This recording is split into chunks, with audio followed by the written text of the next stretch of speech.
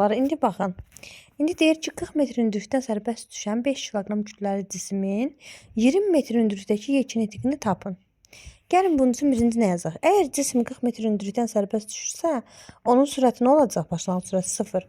Onda o zaman onun Y tam bir enerjisi nə olacaq? Y potensiala bərabər olacaq. O da olacaq mgh. Və buradan da alıram ki, 5 vurulsun, 10 vurulsun neçə? 40. Bu da eləcək neçə uşaqlar? Eləcək 2000 joule. Bu belə. İndi ikinci halda. İkinci halda gəlib baxanda, bax burada artıq onun nəyi var? Y tam 2 nəyə bərabərdir? Y kinetiki də var. Y potensialı da var. Və tam enerji biz bilirik ki, dəyişmir. Eynidir. Onda yazırıq ki, 2000 joule bərabərdir. Y kinetik üstə gəl. 20 metr hündürlükdəki potensial enerjisi nə olacaq? 20 vurulsun 5 vurulsun 10'a. Bu da eləcək nə? 1000. Üstə gəl Y kinetik.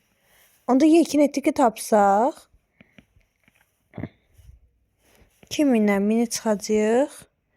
Eləcək 1000 joule. Bu da nəyə bərabərdir?